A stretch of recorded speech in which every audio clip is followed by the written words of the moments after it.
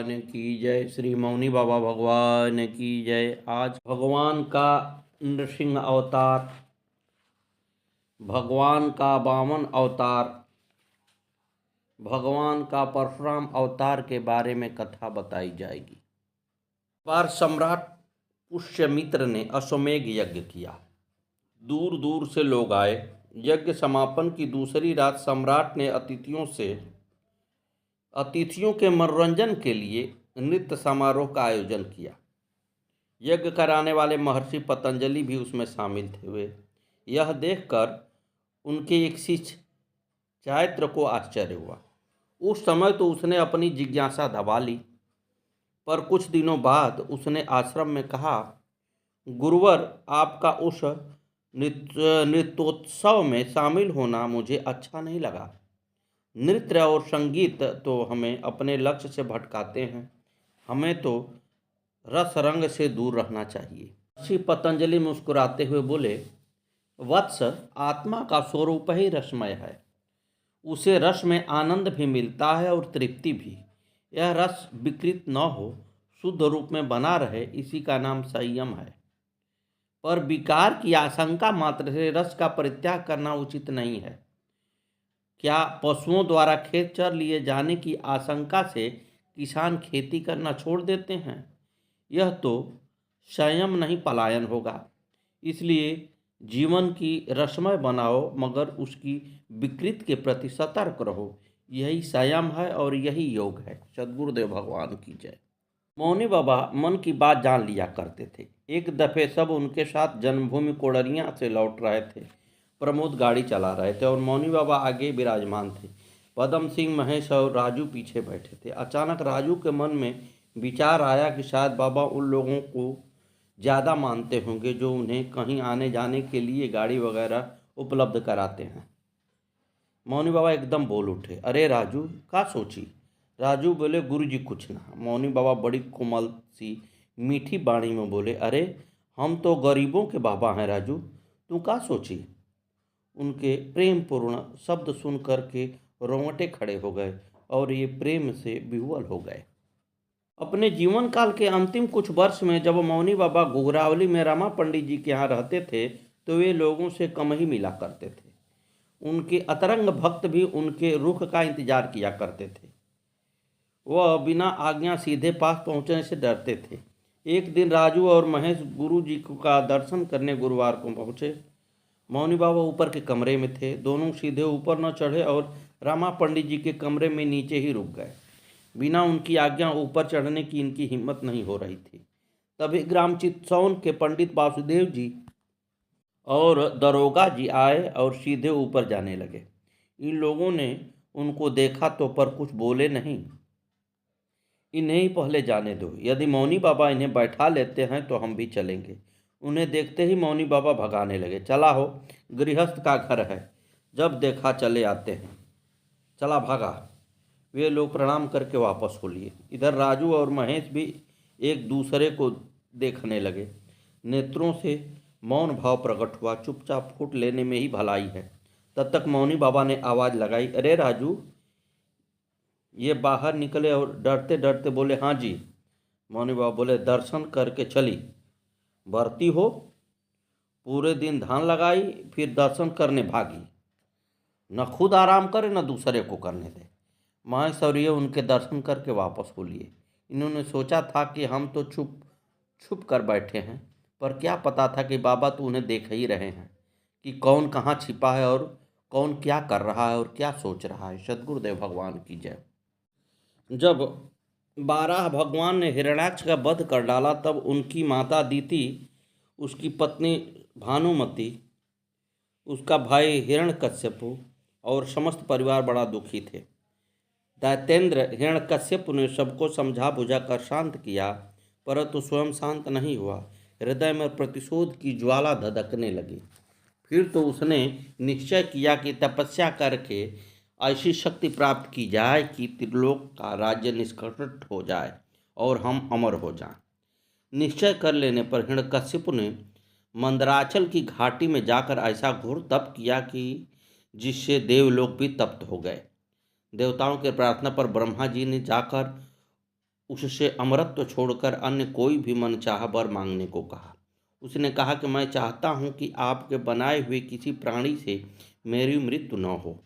भीतर बाहर, दिन में रात में आपके बनाए हुए प्राणियों के अतिरिक्त और भी किसी जीव से, अस्त्र शस्त्र से, पृथ्वी या आकाश में कहीं भी मेरी मृत्यु न हो। युद्ध में कोई भी मेरा सामना न कर सके। मैं समस्त प्राणियों का एक छत्र सम्राट बनूं। इंद्र आदि समस्त लोकपालों में जैसी आपकी महिमा है वैसी ही मेरी महिमा हो। तपस्वियों और योगियों योगेश्वरों को जो अच्छा ऐश्वर्य प्राप्त है वही मुझे भी दीजिए। ब्रह्मा जी ने एवं मस्तु कह करके उसे वर देकर चले गए। वह अपनी चतुराई बड़ा ही प्रसन्न हुआ कि मैंने ब्रह्मा जी को भी ठग लिया। उनके न चाहने पर भी मैंने युक्ति से अमरत्व का वरदान प्राप्त ही कर लिया। यह जीव का स्वभाव है।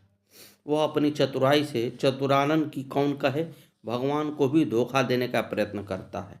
वैसे ही हिरण्यकश्यप भी अपनी समझ से मृत्यु का दरवाजा बंद ही कर लिया था, किंतु भगवान ने जब चाहा तो खोल भी लिया। वर प्राप्त कर उसने संपूर्ण दिशाओं, तीनों लोकों तथा देवता, असुर, नर, गंधर्व, गरुण, सर्प, सिद्ध, चारण, विद्याधर, ऋषि, पितृगणों के अधिपति मनु, यक्ष, राक्षस, पिशाचपति, भूत और प्रेतों के नायक तथा संपूर्ण जीवों के स्वामियों को जीतकर अपने वशीभूत कर लिया। इस प्रकार उस विश्वजीत असुर ने अपने पराक्रम से संपूर्ण लोकपालों के स्थान छीन लिए। स्वयं इंद्र के भवन में रहने लगा। उसने दैत्यों को आज्ञा दी कि आजकल ब्राह्मणों और क्षत्रियों की बहुत बढ़ी जा रही है। जो लोग तपस्या, व्रत, यज्ञ, संध्या, आह और दान आदि शुभ कर्म कर रहे हैं उन सबको मार डालो, क्योंकि विष्णु की जड़ हैं द्विजातियों का कर्म धर्म और वही धर्म का परम आश्रय है।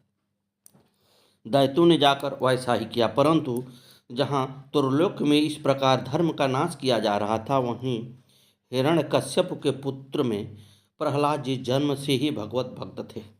5 वर्ष की अवस्था में अपने पिता को भगवत भक्ति का पाठ सुना रहे थे। पुत्र को अपने शत्रु विष्णु का भक्त जानकर उसने यह निश्चय कर लिया कि अब हमारा शत्रु पुत्र बन के प्रकट हुआ है, अतः उसे मार डालने की आज्ञा दी। पर दैत्य सब प्रयोग व्यर्थ गए।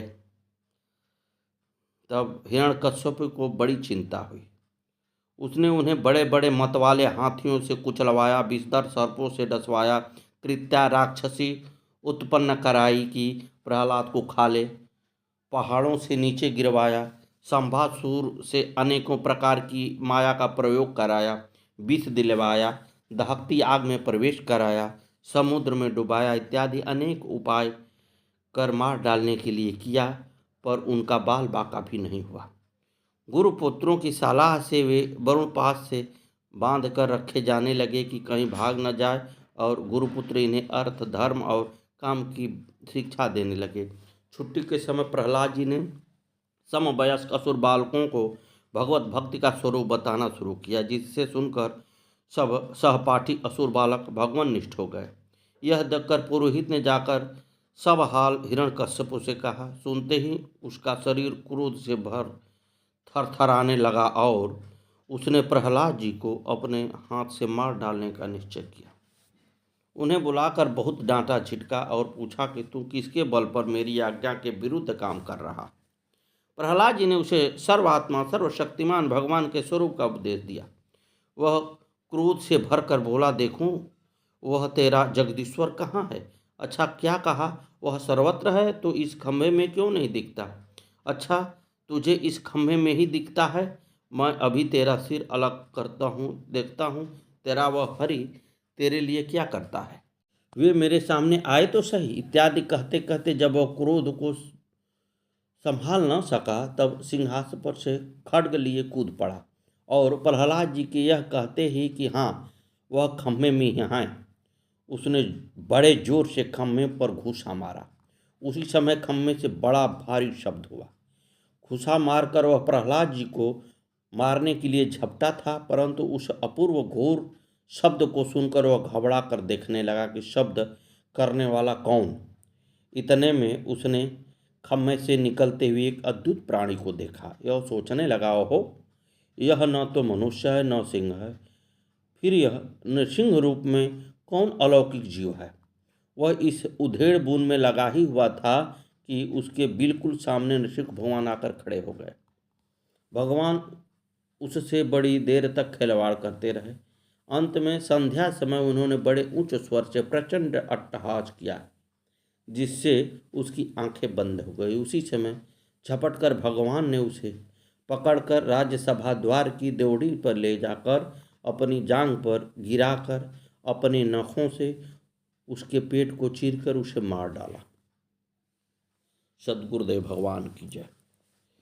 भगवान की सुनिए 52 अवतार की कथा सुने। भगवान की कृपा से ही देवताओं को विजय हुई। स्वर्ग के सिंहासन पर इंद्र का अभिषेक हुआ, परंतु अपनी विजय के गर्व में देवता लोग भगवान को भूल गए, विषय परायण हो गए। इधर हारे हुए दैत्य बड़ी सावधानी से अपने बल को बढ़ाने लगे। वे गुरु शुक्राचार्य जी के साथ साथ समस्त भृगुवंशी ब्राह्मणों की सेवा करने लगे, जिससे प्रभावशाली भृगुवंशी अत्यंत प्रसन्न हुए और दैत्यराज बलि से उन्होंने विश्वजीत यज्ञ कराया। ब्राह्मणों की कृपा से यज्ञ में स्वयं अग्निदेव प्रकट होकर रथ घोड़े आदि दिए और अपना आशीर्वाद दिया। शुक्राचार्य ने एक दिव्य शंख और प्रहलाद जी ने एक दिव्य माला दिया। इस तरह सुसज्जित होकर सेना सहित उन्होंने जाकर अमरावती को घेर लिया। देवगुरु बृहस्पति के आदेशानुसार देवताओं सहित इंद्र स्वर्ग को छोड़ दिए और कहीं भाग गए। विश्व विजयी हो जाने पर भृगवंशियों ने बलि से 100 अश्वमेध यज्ञ कराए। इस तरह प्राप्त समृद्ध राजलक्ष्मी का उपयोग बड़ी ही उदारता से करने लगे। अपने पुत्रों का ऐश्वर्य राज इत्यादि छीन जाने से माता अदिति बहुत दुखी हुई। अपने पति कश्यप जी के उपदेश से उन्होंने पयोव्रत किया। भगवान ने प्रकट होकर कहा कि ब्राह्मण और ईश्वर बलि के अनुकूल हैं, इसलिए वे जीता नहीं जा सकता। मैं अपने अंश रूप से तुम्हारा पुत्र बनकर तुम्हारे संतान की रक्षा करूंगा। इतना कहकर भगवान अंतर्धान हो गए। फिर भाद्रपद शुक्ल द्वादशी को मध्याह्न काल में अभिजीत मुहूर्त में भगवान विष्णु महर्षि कश्यप के अंश द्वारा अदिति के गर्भ से प्रकट हुए और कश्यप अदिति के देखते देखते उसी शरीर से वामन ब्रह्मचारी रूप धारण कर लिए। ठीक वैसे ही जैसे कोई नट अपना भेष बदल ले, भगवान को वामन ब्रह्मचारी के रूप में देखकर महर्षियों को बड़ा आनंद हुआ। उन लोगों ने स्वयं प्रजापति को आगे करके उनके जात कर्म आदि संस्कार कराए। जब उनका उपनयन संस्कार होने लगा तब सूर्य ने उन्हें गायत्री का उपदेश दिया। बृहस्पति ने यज्ञोपवीत और उत्तरीय वस्त्र, आकाश के अभिमानी देवता ने छत्र, ब्रह्मा ने कमंडलों, सप्त ऋषियों ने कुश और सरस्वती ने रुद्राक्ष की माला समर्पित की। कुबेर ने भिक्षा पात्र और साक्षात जगत माता अन्नपूर्णा ने भिक्षा दी। इस प्रकार उनकी ब्रह्मचर्य दीक्षा पूर्ण हुई। उसी समय भगवान ने सुना कि सब प्रकार की सामग्री से संपन्न यशस्वी बलि भृगवंशी ब्राह्मणों के आदेशानुसार बहुत से अश्वमेध यज्ञ कर रहे हैं। तब उन्होंने वहां के लिए यात्रा की। राजा बलि नर्मदा नदी के ऊपर तट पर भृगुकक्ष नामक क्षेत्र में भृगवंशियों के आदेशानुसार एक श्रेष्ठ यज्ञ का अनुष्ठान कर रहे थे। ठीक उसी समय हाथ में छत्र, दंड और जल से भरा कमंडलू लिए वामन भगवान ने अश्वमेध यज्ञ के मंडप में प्रवेश किया। वे कमर में मूंज की मेखला और गले में यज्ञोपवीत धारण किए हुए थे। बगल में चर्म, मृग चर्म और जटा सिर पर थी। राजा बलि ने स्वागत वाणी से उनका अभिनंदन किया और चरणों को पखार कर चरण तीर्थ को मस्तक पर लगाया। फिर बटुक रूपधारी भगवान से बोले, ब्राह्मण कुमार, ऐसा जान पड़ता है कि आप कुछ चाहते हैं। आप जो भी कुछ चाहते हैं अवश्य ही वह सब आप मुझसे मांग लीजिए। भगवान ने प्रसन्न होकर बलि का अभिनंदन किया और कहा, राजन, आपने जो भी कुछ कहा वह धर्ममय होने के साथ साथ आपकी कुल परंपरा के अनुरूप है। फिर वह यह कहकर उन्होंने बलि के पूर्वजों का यशोगान किया। बलि के पिता विरोचन की उदारता, पितामह प्रहलाद की भक्ति निष्ठा, प्रपितामह हिरण्यकश्यप हिरण्याक्ष के अमित पराक्रमी की प्रशंसा की और बोले, मैं केवल अपने डग से 3 पग पृथ्वी चाहता हूँ। बलि जी हंसने लगे। जथा दरिद्र विबुधरत रूपाई, बहु संपत्ति मांगत सकुचाई। वही हाल आपका है भगवान। भगवान ने कहा, नहीं, कम मांगने में दरिद्रता नहीं होती, संतोष हेतु है यथा। गोधन गज धन बाजी धन और रतन धन खान, जब आवे संतोष धन सब धन धूरी समान। बलि ने कहा, अच्छा, 3 पग लेना है तो मेरे दैत्यों के पग से लीजिए, देखिए 1-1 योजन के इनके पाँव हैं। भगवान भी पूरे हठी हैं, बोले, नहीं, मुझे तो अपने ही पाँव से नापने हैं, क्योंकि धन का उतना ही संग्रह करना चाहिए जितने की आवश्यकता हो। जो ब्राह्मण स्वयं प्राप्त वस्तु से ही संतोष कर लेता है, उसके तेज की वृद्धि होती है, नहीं तो पतन हो जाता है। शुक्राचार्य जी के बहुत समझाने पर भी कि ये बटुक रूपधारी तुम्हारे शत्रु भगवान विष्णु हैं, ये सब छीनने के लिए आए हैं। आपकी जीविका छीनती देख असत्य बोलकर उसकी रक्षा करना निंदनीय नहीं है। राजा ने असत्य बोलना देने को कहकर फिर नकार जाना स्वीकार न किया। तब शुक्राचार्य जी ने बलि को राजभ्रष्ट होने का शाप तक दे दिया, तो भी महात्मा बलि अपने निश्चय से हटे नहीं और हाथ में जल लेकर 3 पग पृथ्वी का संकल्प कर ही दिया। संकल्प होते ही भगवान वामन रूप बढ़ते बढ़ते इतना बढ़ा कि भगवान की इंद्रियों में और शरीर में सभी चराचर प्राणियों का दर्शन होने लगा। सर्वात्मा भगवान में यह सारा ब्रह्मांड देखकर सब दैत्य भयभीत हो गए। उन्होंने एक डग से बलि की सारी पृथ्वी नाप ली। शरीर से नभ और भुजाओं से सभी दिशाएं घेर ली। दूसरे पग से स्वर्ग नाप लिया। तीसरा पग रखने के लिए बलि की कोई भी वस्तु न बची। भगवान का दूसरा पग ही ऊपर को जाता हुआ महलोक, जनलोक और तपलोक से भी ऊपर सत्यलोक में पहुंच गया। श्री ब्रह्मा जी ने विश्वरूप भगवान के ऊपर उठे हुए चरण का अर्घ्य पाद्य से पूजन और प्रक्षालन किया। ब्रह्मा के कमंडलों का वही जल विश्वरूप भगवान के पद प्रक्षालन से पवित्र होने के कारण गंगा जी के रूप में परिणित हो गया। बलि के सेनापतियों ने यह जानकर कि यह भिक्षुक ब्रह्मचारी तो हम लोगों को क्या बैरी ही है, जो अपने को छिपाकर देवताओं का काम करना चाहता है, और राजा तो यज्ञ में दीक्षित होने से कुछ कहेंगे ही नहीं। वामन भगवान पर अस्त्र चलाया, पर भगवत पार्षदों ने उन्हें खदेड़ दिया। बलि ने दैत्यों को समझा बुझाकर लड़ाई करने से रोक दिया। भगवान का इशारा पाकर गरुण ने वरुण पास से बलि को बांध दिया। तत्पश्चात भगवान बलि से बोले, 2 पग तो मैंने तुम्हारी सब पृथ्वी और सब लोगों को नाप दिया। तुम्हारी प्रतिज्ञा पूरी न होने से अब तुम नरक भोगोगे इत्यादि रीत से वामन जी से ने बहुत तिरस्कार किया। परंतु राजा बलि धैर्य से विचलित नहीं हुए। उन्होंने बड़ा ही सुंदर उत्तर दिया, प्रभो, मैं आपसे एक बात पूछता हूँ, धन बड़ा है कि धनी? भगवान ने कहा, चूंकि धन धनी के अधीन रहता है, इसलिए धनी धन से बड़ा है। बलि जी ने कहा, प्रभो, आपने मेरा धन तो 2 पग में नाप लिया, रही 1 पग की बात, सो वह पग आप मेरे सिर पर रख दीजिए। यद्यपि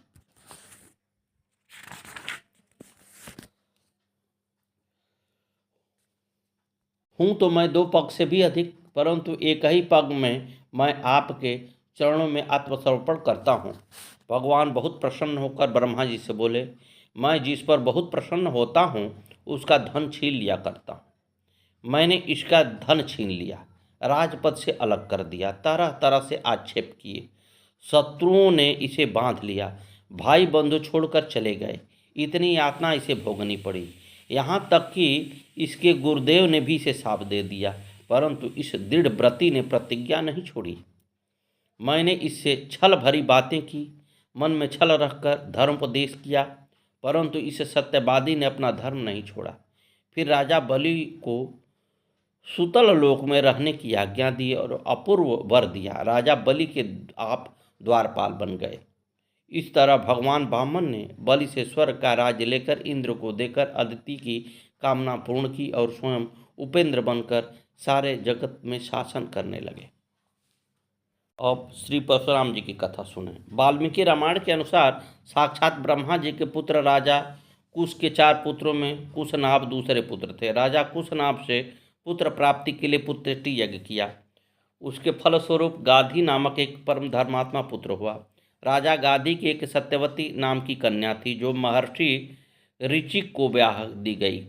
एक बार सत्यवती की माता ने ऋचिक जी के पास पुत्र कामना से जाकर उसके लिए प्रार्थना की। ऋचिक ने 2 छरु सत्यवती को दिए और बता दिया कि यह तुम्हारे लिए है और यह तुम्हारी माँ के लिए है। इनका तुम यथोचित उपयोग करना। यह कहकर वह स्नान को चले गए। उपयोग करने के समय माता ने कहा, बेटी, सभी लोग अपने ही लिए सबसे अधिक गुणवान पुत्र चाहते हैं। अपनी पत्नी के भाई के गुणों से किसी की विशेष रुचि नहीं होती। अतः तुम अपना चारू मुझे दे दो और मेरा चारू ले लो, क्योंकि मेरे पुत्र को तो संपूर्ण भूमंडल पालन करना होगा और ब्राह्मण कुमारों को तो बल वीर्य तथा संपत्ति आदि से लेना देना क्या है। ऐसा कहने पर सत्यवती ने अपना चारू माता को दे दिया। जब ऋषि को यह पता ज्ञात हुआ तब उन्होंने अपनी पत्नी से कहा कि तुमने यह बड़ा अनुचित किया। ऐसा हो जाने से अब तुम्हारा पुत्र घोर योद्धा होगा और तुम्हारा भाई ब्रह्मवेत्ता होगा। सत्यवती के बहुत प्रार्थना करने पर कि मेरा पुत्र ऐसा न हो, उन्होंने कहा कि अच्छा, पुत्र तो ऐसा न होगा किंतु पौत्र उसका स्वभाव ऐसा होगा। यही कारण है कि राजा गाधी की स्त्री ने जो चरु खाया उसके प्रभाव से विश्वामित्र जी हुए, जो क्षत्रिय होते हुए भी तपस्वी और ब्रह्मर्षि हुए, और श्री ऋश्चिक जी की पुत्र श्री यज्ञदम्नि जी तो परम शांत दांत महर्षि हुए, परंतु यमदग्नि पुत्र परशुराम बड़े ही घोर योद्धा हुए। एक बार यमदग्नि ऋषि ने अपनी स्त्री रेणुका को नदी से जल लाने को भेजा। वहाँ गंधर्व गंधर्वणी विहार कर रहे थे। वे जल लेने गई तो उनका विहार देखने लगी। इसमें उन्हें लौटने में देर हो गई। ऋषि ने देरी का कारण जान लिया और वह समझ कर कि स्त्री को पर पुरुष की रति देखना महापाप है, अपने पुत्रों को बुलाकर एक एक करके आज्ञा दी कि माता को मार डालो। परंतु मातृ स्नेह व 7 पुत्रों ने इस काम को अंगीकार नहीं किया। तब 8वें पुत्र परशुराम को आज्ञा दी कि इन सब भाइयों सहित माता का वध कर दो। इन्होंने तुरंत सबका सिर काट दिया। इस पर पिता ने प्रसन्न होकर इनसे वर मांगने को कहा। तब इन्होंने कहा कि मेरे सब भाई और माता जी उठें और इन्हें यह भी न मालूम हो कि मैंने इन लोगों को मारा था। हमको पाप का स्पर्श न हो, युद्ध में कोई मेरी बराबरी न कर सके, मैं दीर्घ काल तक जीवित रहूं। महातपस्वी यमदग्नि ने परशुराम जी को सभी वर दे दिए। महिष्मति नगरी का राजा सहस्त्रार्जुन भगवान दत्तात्रेय जी से युद्ध में कोई सामना न कर सके, युद्ध के समय 1000 भुजाएं प्राप्त हो जाएं, सर्वत्र अव्याहत गति हो आदि वरदान प्राप्त कर उन्मत्त हो गया था। वह रथ और वर के प्रभाव से देवता यक्ष ऋषि सभी को कुचल डालता था। उसके द्वारा सभी प्राणी प्रीत हो गए थे।